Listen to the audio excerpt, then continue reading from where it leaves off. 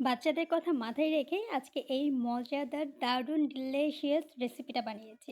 আমি জানি কম বেশি সব বাচ্চারাই চকলেট ফ্লেভারটা খুব বেশি পছন্দ করে। তারা বাইরে গেলেই পেস্ট্রি খাওয়ার জন্য কিন্তু উঠে পড়ে লাগে। চকলেট পেলে তো তাদের কোনো কথাই নাই, তারা খুবই পছন্দ করে। তাই আজকের এই ছোট্ট ভিডিওটা বাচ্চাদের কথা চিন্তা করে। আমার বাচ্চারাও কিন্তু এর ব্যতিক্রম কিছু না, তাদেরও কিন্তু চকলেট ফ্লেভার বা চকলেট অনেক বেশি পছন্দ। আসসালামু আলাইকুম। ভাল লাগা নাইস ডেইলি ব্লগে আপনাদের সবাইকে স্বাগতম। আশা করছি আপনারা সবাই অনেক বেশি ভালো আছেন। তো ১ম এ আমি এখানে একটা বোল নিয়ে নিচ্ছি আর তার মধ্যে নিয়ে নিচ্ছি 3/4 কাপ পরিমাণে ময়দা। মানে ১ কাপের একটু কম। আর দিয়ে দিচ্ছি 1/4 কাপ কোকো পাউডার আর দিয়ে দিচ্ছি ১ চামচের মতো বেকিং পাউডার আর 1/2 চামচের মতো দিচ্ছি বেকিং সোডা। এবার দিয়ে সমস্ত কিছু একসাথে একটু চেলে নিব। আর অবশ্যই যদি চকলেট ফ্লেভারটা একটু কম পছন্দ করেন তাহলে কোকো পাউডারটা একটু কমিয়ে দিলেই কিন্তু হয়ে যাবে।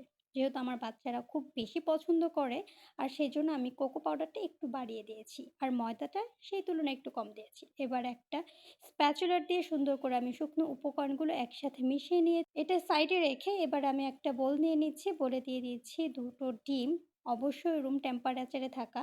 আর আমার কাছে চকলেট এসেন্স ছিল না, সেজন্য আমি ভ্যানিলা এসেন্সই নিয়ে নিলাম ১ চামচ পরিমাণে। দিয়ে সুন্দর করে আমি এটা কিছুক্ষণের জন্য বিট করে নেব। যখন এটা আমার বিট করা হয়ে যাবে এর মধ্যে আমি ১ কাপ পরিমাণে চিনি দিব। আর চিনিটা আমি অল্প, অল্প দিব আর বিট করব। একসাথে দিলে আপনার চিনিটা মোটেই গলতে চাইবে না। এতে করে কিন্তু কেকটা খুব ভালো হবে না। যদি চিনিটা পুরোটা সুন্দর করে না গলে তাহলে কিন্তু আপনারা যখন কেকটা বানাবেন কিংবা যখন খাবেন তখন কিন্তু একটু বালু, বালু লাগবে। এটা খেয়াল রাখতে হবে। তো দেখতেই পাচ্ছেন আমি কিন্তু বেশ ৪-৫ বারে কিন্তু এই চিনিটা মিলিয়েছি এই ডিমটার সাথে। দিয়ে এবার সুন্দর করে একটু ভালোভাবে বিট করে নিতে হবে। তবে বেশি বিট করা যাবে না। বেশি বিট করলে কিন্তু এটার যে একটা ফোমিনেস এটা কিন্তু নষ্ট হয়ে যাবে।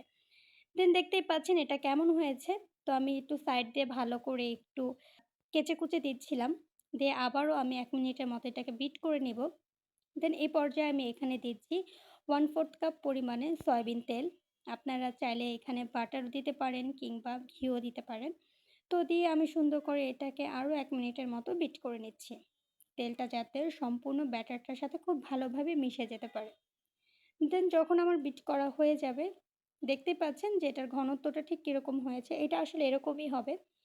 তো এবার যে আমি গুঁড়োটা করে রেখেছিলাম সবকিছু মিশিয়ে এই মিশ্রণটা আমি অল্প, অল্প দিব। আর একটা স্প্যাচুলার দিয়ে সুন্দর করে মিশিয়ে নিব। দেখতেই পাচ্ছেন আমি কিন্তু একটু ঘুরিয়ে, ঘুরিয়ে মিশাচ্ছি। অবশ্যই এটা আমি একটু স্পিডে দিয়ে দিয়েছি যাতে একটু তাড়াতাড়ি হয়। কিন্তু এই কাজটা কিন্তু একটু ধৈর্য নিয়ে একটু সময় ধরেই করতে হবে। তাহলে কিন্তু আপনাদের এই ব্যাটারটা একদম মসৃণ হবে আর খুবই ভালো হবে। আর কেকটা যখন বানাবেন একদম সফটনেস থাকবে। একদম কেকটা মজা হয়ে যাবে। মানে কেউ খেয়ে বলতেই পারবে না মোট কথা যে এটা মানে বাসায় বানানো। তো দেখতেই পাচ্ছেন আমি খুব সুন্দর করে দিচ্ছি আর আস্তে, আস্তে করে আলতো হাতে করে এটা মিশিয়ে দিচ্ছি। তো এইভাবেই আমাকে পুরোটা ব্যাটার বানিয়ে নিতে হবে। আর এটা কিন্তু আমি ৩ থেকে ৪ বার দিয়েছি আর মিশিয়েছি। খুব আলতো হাতে এই কাজটা করেছি। এই চকলেট ময়েস্ট কেকটা খেতে যে কি মজা লাগে, অসম্ভব মজা লাগে। আর আপনারা যদি চান যে চকলেট কেক খাবেন, তাহলে কিন্তু এই কোকো পাউডারটা একটু কমিয়ে দিতে পারেন। যেহেতু আমি চকলেট ময়েস্ট কেক করছি, এজন্য কিন্তু কোকো পাউডারটা একটু বাড়িয়ে দিয়েছি। এটা হওয়ার পরে কিন্তু অনেক সুন্দর লাগে দেখতে। আর খাইতে যে কি মজা লাগে নরমাল মানে আমরা নরমাল যে কেকগুলি খাই চকলেট কেক, তার থেকে কিন্তু খেতে একটু ডিফারেন্ট লাগে। কিন্তু অসাধারণ মজা লাগে। দেন এটা হয়ে গেছে। এবার আমি যে মোল্ডে বানাবো, এই একটা মোল্ড নিয়ে নিয়েছি। এখানে আমি অল্প একটু তেল দিয়ে দিলাম। তেল দিয়ে এবার সুন্দর করে একটা ব্রাশ দিয়ে চতুর্দিকে খুব ভালো করে ব্রাশ করে দিতে হবে। তো দেখবেন যখন এটা ব্রাশ করা হয়ে যাবে, দেন এই পর্যায়ে আমি এখানে একটা লেখালেখির কাগজ নিয়ে নিয়েছি। আমার বাচ্চার লেখার কাগজ। সেটাই আমি সুন্দর করে এটার সাইজ করে কেটে কাগজটা দিয়ে উপর দিয়ে আবার ব্রাশটা দিয়ে ভালো করে তেলটা আবার কাগজটার সাথে লাগিয়ে দিচ্ছি। আপনারা এখানে বাটার পেপারও ইউজ করতে পারেন, বাট আমার কাছে ছিল না, সেজন্য আমি এটাই করেছি। আর এই যে আমার এই ব্যাটারটা দেখতেই পাচ্ছেন কত সুন্দর হয়েছে। দেওয়ার আগে অবশ্যই এটা একটু নেড়ে নিবেন। তাহলে খুবই ভালো হয়। এবার আস্তে, আস্তে করে আপনাকে এই ব্যাটারটা ঢেলে দিতে হবে মোল্ডটার মধ্যে। একটু কেয়ারফুলি ভাবেই করতে হবে, সাইড দিয়ে যেন পড়ে না যায় সেদিকে খেয়াল রাখতে হবে। তো আস্তে, আস্তে করে আমি পুরোটা ব্যাটার সুন্দর করে মোল্ডটার মধ্যে দিয়ে দিয়েছি। দিয়ে জোরে, জোরে ৪-৫ টা একটু জোরে, জোরে করে আ আছাড় দিয়েছি যেটা বলতে পারেন। একটু ট্যাপ করে দিতে হবে। ট্যাপ করে দিলেও ভিতরে যদি কোনো বাবলস থাকে সেটা বেরিয়ে যাবে। এবার আমি যেহেতু এটা চুলায় বানাবো, আমি একটা পাত্র দিয়ে দিয়েছি। তার উপরে ২ টা কাগজ দিয়ে আর হচ্ছে একটি স্ট্যান্ড দিয়ে এটাকে ৫ মিনিটের মতো গরম করে দেন আমি কেকটা দিয়ে আবার এটাকে আমি ঢেকে দিচ্ছি। তো এটা হতে থাক ৪০ মিনিটের জন্য। এর মধ্যে আমি একটা বাটি নিয়ে নিলাম। এর মধ্যে ১/২ কাপ পরিমাণে নিয়েছি পানি। এর মধ্যে নিয়েছি ২ চামচ পরিমাণে চিনি। আর দিয়েছি ১ চামচ পরিমাণে কোকো পাউডার। কোকো পাউডারটা দিয়ে এবার সুন্দর করে এটাকে আমি একসাথে মিশিয়ে নিব। এটা হচ্ছে চকলেট সিরাপটা যদি আপনি দেন, আপনার কেকটা যখন গরম, গরম নামাবেন তখন যদি কেকের উপরে এইটা সুন্দর করে ব্রাশ করে দেওয়া যায় তাহলে যে চকলেট কেকটা খেতে কি মজা লাগে! অসম্ভব লেভেলের একটা মজা লাগে। অলরেডি আমি ২ বার চুলাটা দেখে গিয়েছি কি অবস্থা। তো এইটা নিয়ে আমার 3rd টাইম। তো দেখলাম একটা টুথপিক দিয়ে ভালো করে গেঁথে দেখলাম যে একদম ক্লিয়ার হয়ে এসেছে। তার মানে এটা পারফেক্ট। এবারে এইটাকে আমি নামিয়ে সেই যে চকলেট সিরামটা বানিয়ে রেখেছিলাম সেটা দিয়ে তারপর আমি এটা ঢাকা দিয়ে দিয়েছি। আনফরচুনেটলি আমার সেই ক্লিপটা লেট হয়ে গিয়েছে। তো আই এম সো সরি যে আপনাদের সাথে সেই ক্লিপটা আমি শেয়ার করতে পারি নাই। তো যখন চকলেট কেকটা ঠান্ডা হয়ে যাবে, তো এখন একটা নাইফ দিয়ে সুন্দর করে চতুর্দিক থেকে ভালোভাবে খুলে একটু সাইডটা আলগা করে দিয়ে এবার আমি এটাকে মোল্ড আউট করে নিচ্ছি। এই তো মোল্ড আউট করা শেষ দেখতেই পাচ্ছেন কত সুন্দর হয়েছে, তাই না? এবার উপর থেকে আমি পেপারটা তুলে দিচ্ছি। দেখতেই পাচ্ছেন মাশাআল্লাহ নিচে কিন্তু খুব ভালো একটা কালার আসছে আর এটা দেখতে কিন্তু অনেক ভালো হয়েছে। আর এতটা সফট হয়েছে আর আ যেহেতু আমি এটার মধ্যে চকলেট সিরাপ দিয়েছি, মানে এতটা সফট হয়েছে বলে বোঝাইতে পারব না। খুবই সফট হয়েছে আর অনেক মজা হয়েছে কেকটা। আমি আপনাদের সাথে ক্লিপটা শেয়ার করতে পারছি না। আমার আসলে খুব খারাপ লাগছে। তবে আপনারা দেখলে বুঝতে পারতেন। যাই হোক, যেটা চলে গেছে তো চলেই গেছে। তো আমি আপনাদের বলে দিলাম আপনারা এভাবে করতে পারেন। আসলে খুবই ভালো হয়।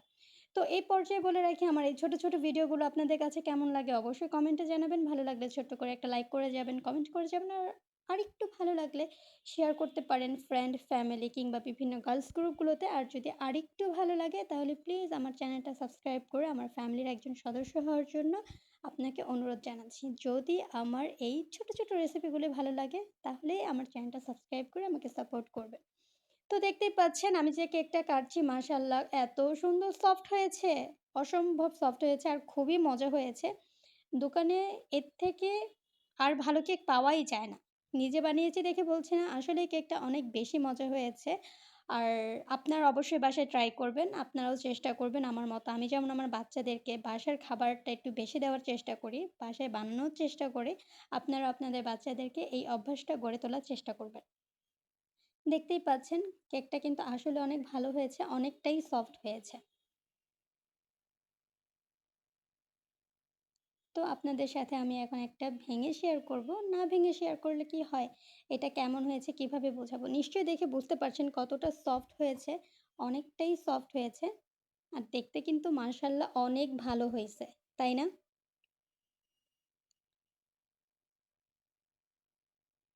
যে একবার এই কেকটা খাবেন সে কিন্তু চকোলেট কেকের প্রেমে পড়ে যাবেন। এই কেকটা কিন্তু আসলেই মজা হইছে অনেক, অনেক ভালো হয়েছে। একদম চকোলেট ময়েস্ট কেক যেটাকে বলে। তো আপনাদেরকে একটা ক্লোজ থেকে দেখাই যে কেমন সফট হয়েছে কেকটা। আসলে যেহেতু এটা চকোলেট ফ্লেভারের কেক একটা, সেইজন্য কিন্তু আসলে ওইভাবে যে দূরে থেকে আমি বোঝাতে পারছি কিনা আমি জানি না। আমি চেষ্টা করেছি আপনাদেরকে একদম খুঁটিনাটি যতটুকু টিপস আছে সেগুলি দেওয়ার জন্য, যাতে আপনাদের কেকটাও এরকম সুন্দর ময়েস্ট হয়। আর আমি কোনোভাবেই চাই না যে আমার ভিডিও দেখে আপনারা যদি কিছু বানান সেগুলো যাতে আপনাদের নষ্ট হয়ে যায়। আমি চাই আমার ভিডিও দেখে যদি কিছু বানান অবশ্যই যাতে সেগুলা আপনাদেরও অনেক ভালো হয়। তো সেইজন্য আপনাদেরকে আমি খুঁটিনাটি বিষয়গুলো বলার চেষ্টা করি। তো দেখতেই পাচ্ছেন কতটা সফট হয়েছে, ভাঙার পরে নিশ্চয়ই বুঝতে পারছেন। আর দোকান থেকে কিনে কিন্তু এর থেকে ভালো কেক আর হইতেই পারে না। বাসায় ট্রাই করে দেখবেন। যদি ভালো হয় তাহলেই আমার চ্যানেলটা সাবস্ক্রাইব করে আমাকে সাপোর্ট করবেন।